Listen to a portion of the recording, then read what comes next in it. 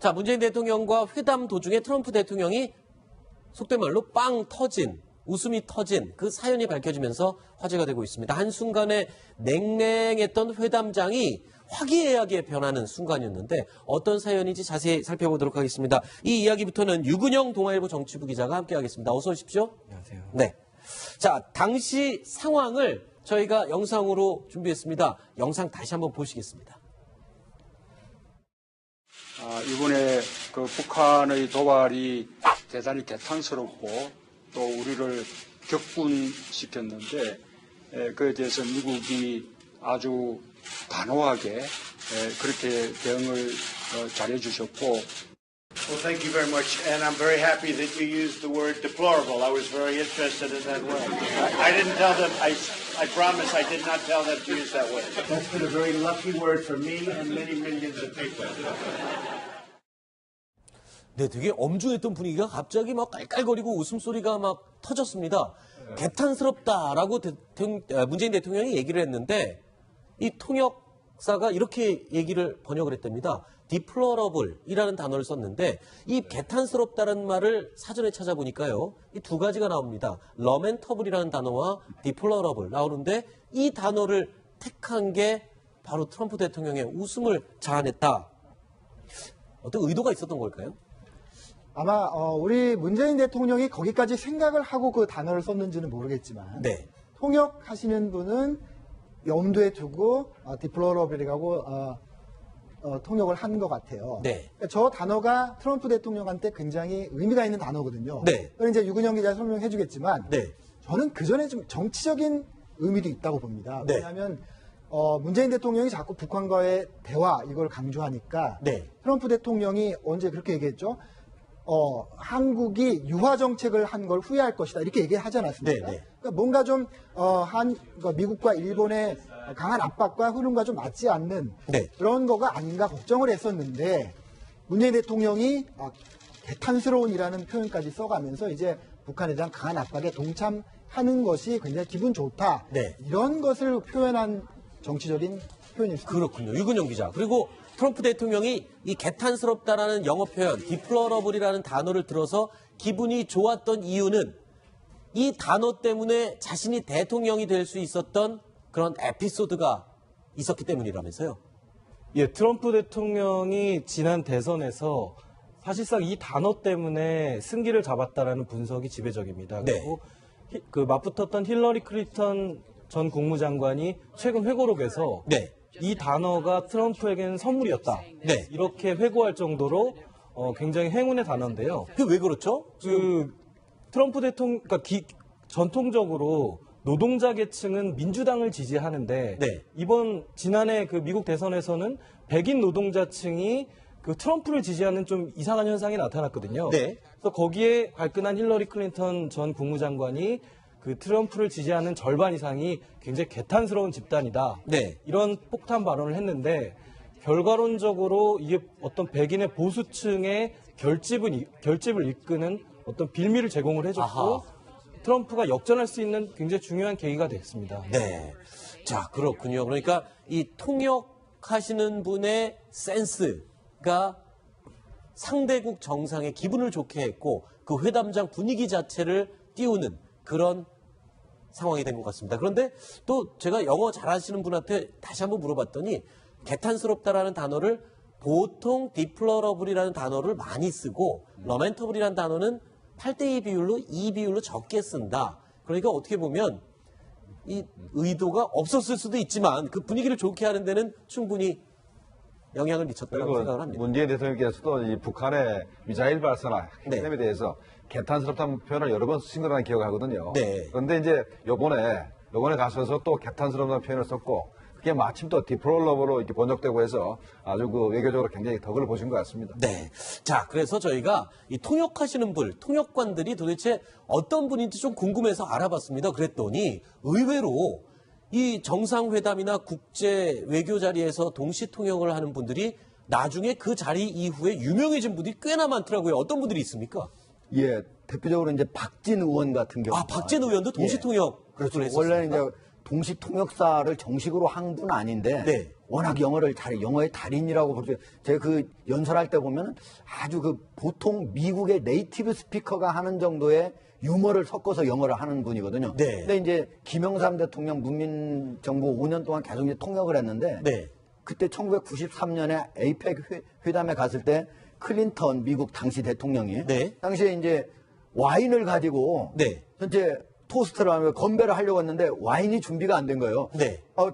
딱 건배를 하려다가 와인이 준비가 안 됐네요. 그러니까 박진원 의원이 거기서 여기 생수가 마침 퍼시픽 워터예요. 그러니까 태평양 생수. 네. 그러니까 거기서 여기 태평양 생수가 있습니다. 네. 이 태평양 얼마나 큰 이름입니까? 네. 이걸로 하시면 되겠습니다 해가지고 같이 물로써 건배를 했다고 할 정도로 재치가 있어야 되는데 네. 제가 이제 여소영 그 중국 관련해서는 이제 여소영 지금 과장이 있거든요. 네.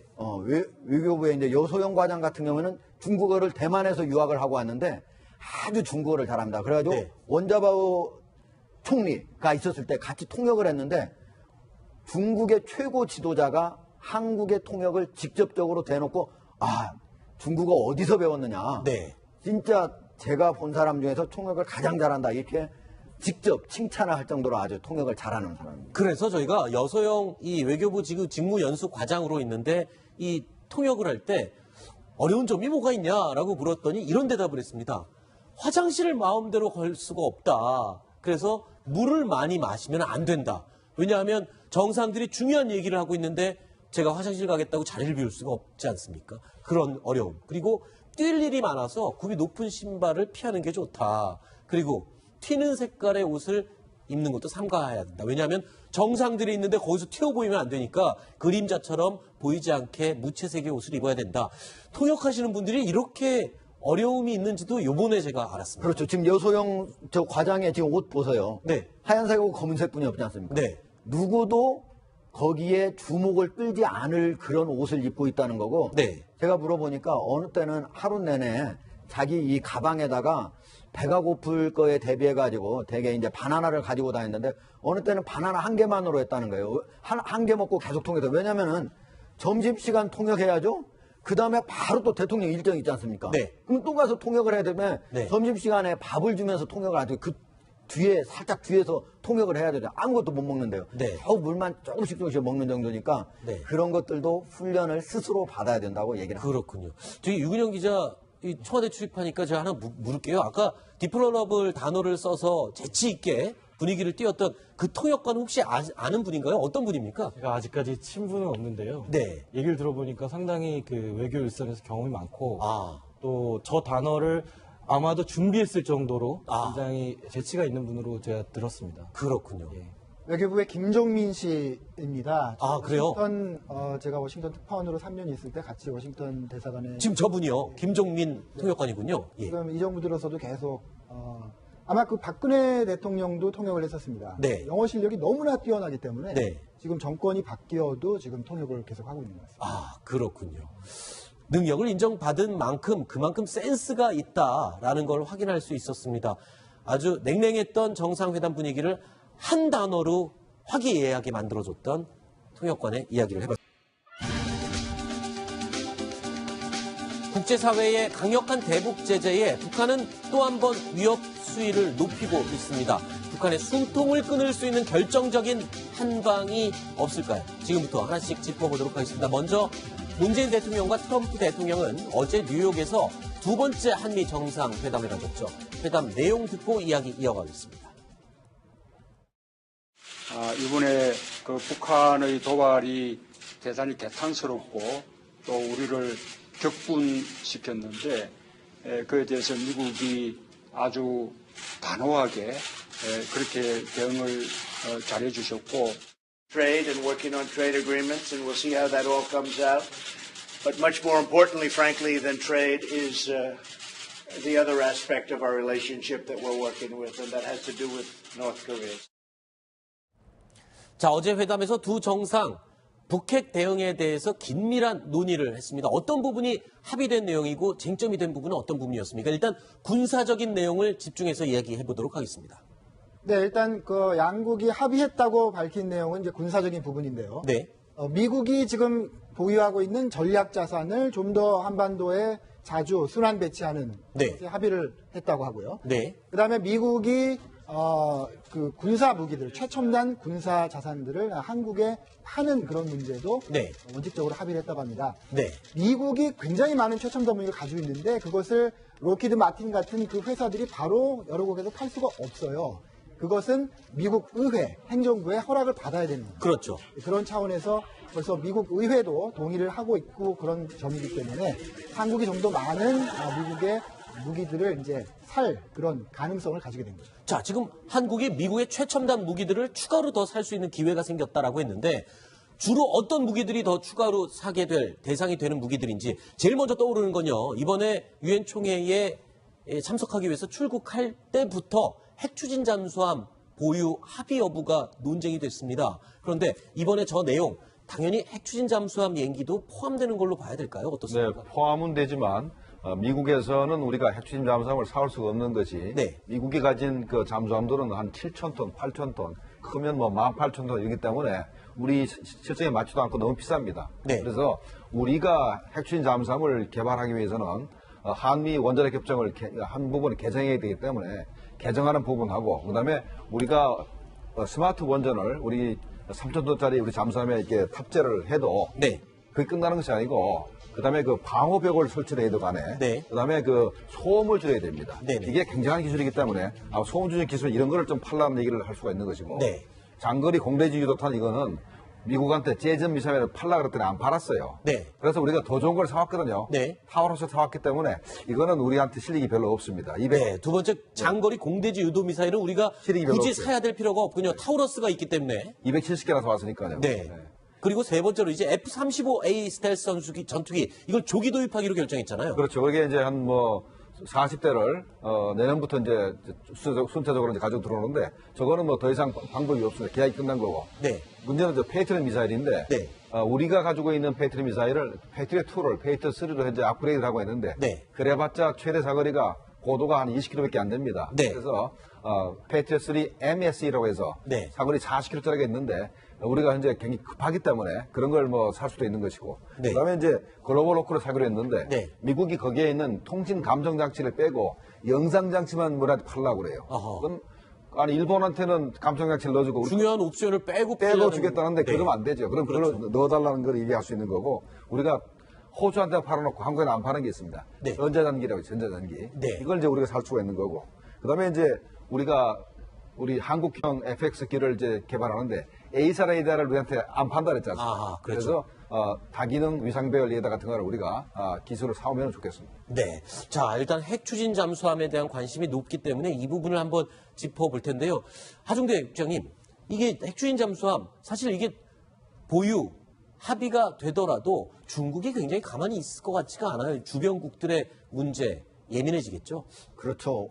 저게 이제 사실은 핵 추진 잠수함 하니까 마치 핵무기를 탑재한 거 아니냐 이렇게 생각되지만 핵무기 탑재 잠수함과 저거 완전히 다른 겁니다. 저 핵무기를 탑재하는 게 아니고 바로 엔진만 디젤 엔진이 아니라 원자력 엔진으로 간다 그렇죠. 이런 얘기인데 저게 왜 중요하냐면은 왜 중국이 좀 혹시라도 반발하지 않을까 이런 생각을 하게 되냐면 저거는 원래는 강대국끼리 전체적으로 태평양 전체를 돌아다니면서 6개월 정도 잠수를 할 수 있으니까 계속 잠수를 할 수 있으니까 큰 전략적인 그런 일을 할 때 필요한 거거든요. 우리 같은 경우에 동해, 남해, 서해 사실은 저 잠수함들이 저런 핵 잠수함은 서해로는 들어갈 수도 없습니다. 워낙 저기가 수심이 낮아가지고 네네. 50m 정도뿐이 평균 수심이 안 되거든요. 그러니까 갈 수도 없고 동해에서 해야 되는데 우리 동해에서는 디젤 잠수함이 소음이 아주 낮습니다. 저 소음이 마치 돌아다니는 경운기라고 할 정도로 소음이 큰 거거든요. 네. 소음을 어떻게 줄이냐 이게 가장 큰 문제인데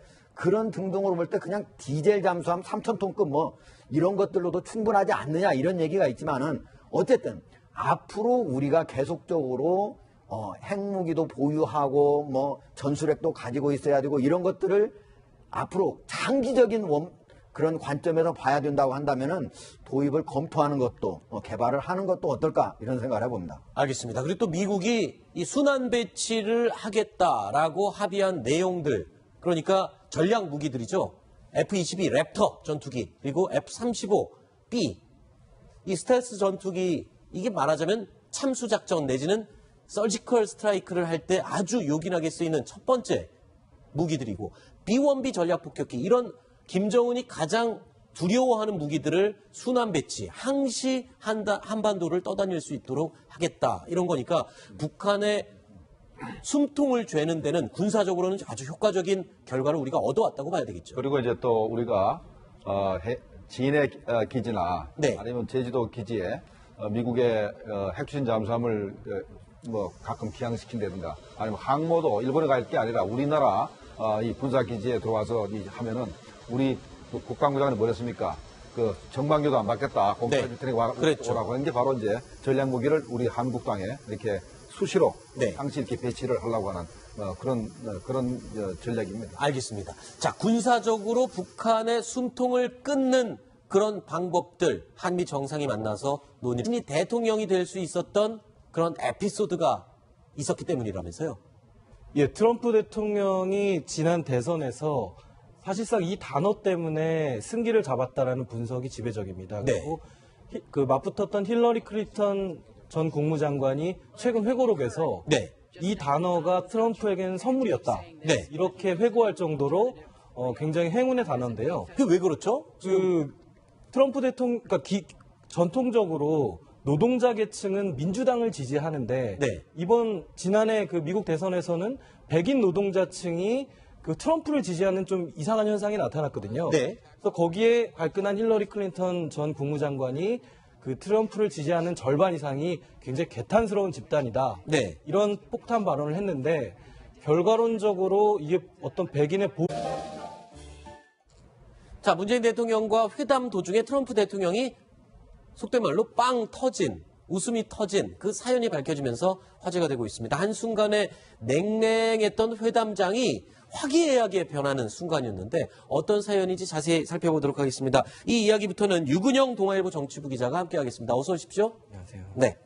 자, 당시 상황을 저희가 영상으로 준비했습니다. 영상 다시 한번 보시겠습니다.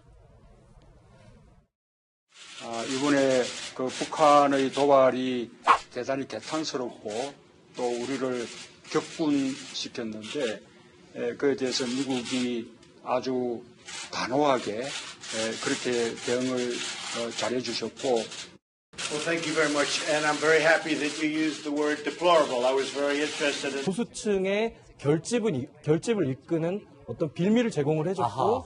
트럼프가 역전할 수 있는 굉장히 중요한 계기가 됐습니다. 네.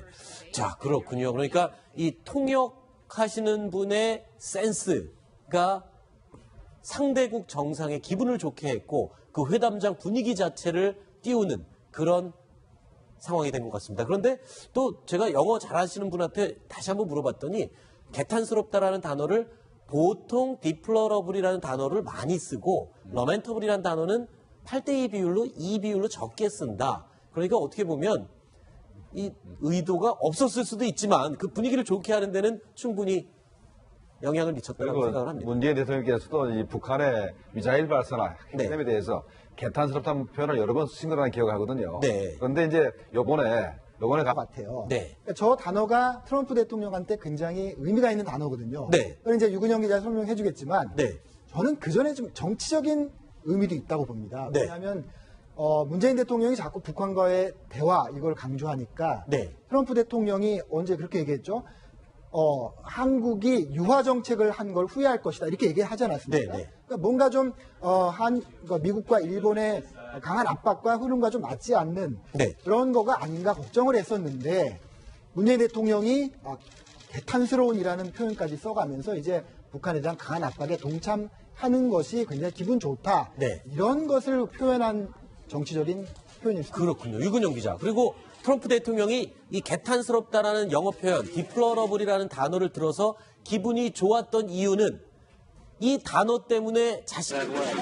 I didn't tell them. I promise I did not tell them to use that word. That's been a very lucky word for me and many millions of people. 네, 되게 엄중했던 분위기가 갑자기 막 깔깔거리고 웃음소리가 막 터졌습니다.